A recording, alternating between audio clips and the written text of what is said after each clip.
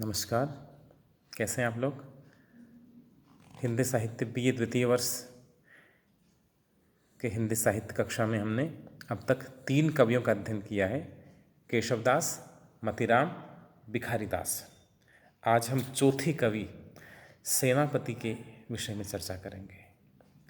सेनापति का हिंदी साहित्य के रीतिकाल में अपना एक स्वतंत्र व्यक्तित्व है। उनकी कविता किसी परिचय का मोहताज नहीं, उनका नाम किसी परिचय का मोहताज नहीं है।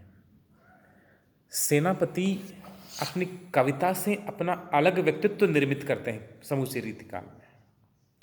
इनका जन्म जीवन, जन्म स्थान, पिता, गुरु, दादा आदि का जो परिचय है वह सेनापति ने स्वयं अपनी पुस्तक कवित्त रत्नाकर के एक कवित्त में दिया है। दीक्षित परशुराम दादो है विदित नाम, जिन कीनी जग जाकी जग में बढ़ाई है। और गंगाधर पिता गंगाधर के समान जाकी गंगा तीर बसती अनूप जिन पाई है। और महाजानी मानी विद्या दान होते चिंतामणि, महाजानी मानी विद्या दान होते चिंतामणि, हीरामणि दीक्षित ते पाई पंडिताई है। और सेनापति सोई सीतापति के प्रताप जाकी, सब कवि कान दे सुनत कविताई है। कवि ने अपना आत्म परिचय दिया है कि परशुराम दीक्षित मेरे पितामह हैं, दादा हैं। उन्होंने अनेक यज्ञ किए थे, वे एक कर्मकांडी पंडित के रूप में विख्यात थे अपने इलाके में, क्षेत्र में। इनके पिताजी का नाम गंगाधर दीक्षित था और कवि ने उन्हें गंगाधर के समान, शिव के समान बतलाया है। इनके पिताजी ही थे, वे अनूप बस्ती में, जो उत्तर प्रदेश का बुलंद क्षेत्र जनपद है, जिला है, उसके अनूप बस्ती में आकर के और इनके पिताजी बस गए थे।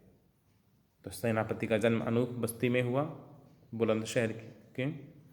और हीरामणि दीक्षित हैं, उनसे इन्होंने शिक्षा पाई, अपना गुरु बनाया। सेनापति राम भक्त कवि हैं। सेनापति सोई सीतापति के प्रताप, सीतापति जो राम हैं उनकी कृपा स्वयं पे वो मानते हैं, स्वयं को उनका सेवक मानते हैं। तो राम भक्त कवि है सेनापति। बुलंदशहर में स्थित अनूप बस्ती के वे रहने वाले थे। गंगा तीर बसती, उनका जो गांव था वो गंगा नदी के किनारे पर बसा हुआ था। तो गंगा नदी के आसपास जो रमणीक वातावरण था, जो विभिन्न ऋतु परिवर्तन के फलस्वरूप प्रकृति में जो परिवर्तन आता था, उनको सेनापति ने बड़ी बारीकी से देखा था। और इसका सीधा सीधा प्रभाव है वह सेनापति की कविता में नजर आता है। रीतिकाल में पद्माकर और सेनापति 2 ही कवि ऐसे हैं जिन्होंने प्रकृति का स्वतंत्र अंकन किया है। अन्यथा रीतिकाल के कवि हैं वे प्रकृति का जो वर्णन है वह केवल उद्दीपन रूप में करते हैं। कहीं वो हमारे जो मिलन के आनंद को बढ़ा रही होती है, कहीं वियोग की वेदना को बढ़ा रही होती है, बस। लेकिन सेनापति ने स्वतंत्र रूप से प्रकृति का अंकन किया, ये बहुत अलग चीज थी।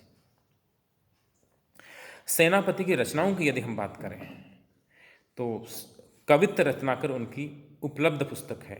एक और पुस्तक कवि कल्पद्रुम की चर्चा प्राय की जाती है, किंतु वह पुस्तक अब तक उपलब्ध नहीं हुई।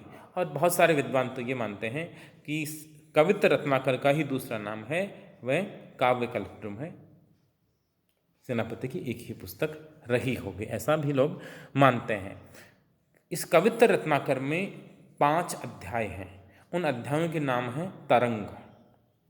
सेनापति रीतिकाल की रीतिबद्ध परंपरा से आते हैं, इसलिए रीतिबद्ध परंपरा की जो रीति निर्वह है वह सेनापति ने भी किया है। इनकी जो कवित्त रत्नाकर की प्रथम 3 तरंगे हैं, इसमें उन्होंने अलंकार, रस, नायक नायिका भेद आदि जो काव्यगत रीतियाँ हैं, एक तरह से रूढ़ियाँ हैं, उनकी अनुक्रम में अपनी कविताएं लिखी हैं, लक्षण लिखे हैं और फिर उदाहरण स्वरूप अपनी कविता लिखी है। श्रेष्ठ जो चौथी और 5वीं तरंगे हैं, इनमें उन्होंने रामायण के कुछ प्रसंगों को लिखा है और जिनके आधार पर यह माना जा सकता है कि सेनापति है वो राम भक्त कवि थे। ये तो सेनापति की सामान्य कवित्व की चर्चा हुई, लेकिन सेनापति की पहचान जिस चीज को लेकर है वह प्रकृति वर्णन है। और सेनापति ने 6 ऋतुओं का, जो 6 ऋतुएं हैं, जैसे शरद है, शिशिर है, हेमंत है, ग्रीष्म है, वर्षा है, जो 6 ऋतुएं हैं, शिशिर, वसंत, पचे आदि, इन 6 ऋतुओं का, 6 ऋतुओं का सेनापति ने बड़ा सुंदर और एक अलग सा वर्णन किया, अनुभूतिपूर्वक परक वर्णन है उनका, जैसे मानो स्वयं उन्होंने भोगा। सेनापति उन्हें नए जलद सावन के, चारों दिशान उमरत घरे तोय के। जल से भरे हुए बादलों का सावन में उमड़ना, आने हैं पहाड़ मानो काजल के ढोए के, मानो काजल के पहाड़ हैं वो आ रहे हैं। वर्षा ऋतु का अंकन किया है। वरण वरण तनु फूले उपवन बन सोई चतुरंग संग दल लहियत है, वसंत का अंकन उन्होंने किया है। इसके साथ उन्होंने ग्रीष्म का अंकन किया है, ग्रीष्म के भीषण ताप का अंकन उन्होंने किया है।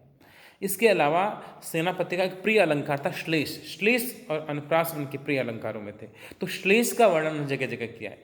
एक कवित्व में तो उन्होंने एक साथ ग्रीष्म और वर्षा ऋतु का अंकन कर दिया। महाझर लागी जो थी भादवती होती लगी, तो दोनों ऋतुओं का जो विरोधी ऋतु है ग्रीष्म और वर्षा, बिल्कुल अलग अलग वातावरण रहता है, दोनों का एक कवित्व में एक साथ अंकन कर दिया चमत्कारिक ढंग से। तो प्रकृति वर्णन सेनापति का बहुत प्रसिद्ध है। हम सेनापति की कविताएं अगली कक्षाओं में पढ़ेंगे। अभी कुछ दिन के लिए हमारी जो क्लासें होंगी वे सेनापति की कविताओं को लेकर होंगी। उनके राम भक्ति विषयक रचनाएं हैं, कवित्व हैं, उसके बाद हम उनकी जो प्रकृति वर्णन संबंधी कवित्व हैं उनको हम पढ़ेंगे। सेनापति के जीवन, उनके व्यक्तित्व कृतित्व संबंधी कुछ जो सामग्री है वो PDF में मैं आपके समूह में डाल दूंगा, आप उसका भी अध्ययन कीजिए। तब तक के लिए नमस्कार, धन्यवाद।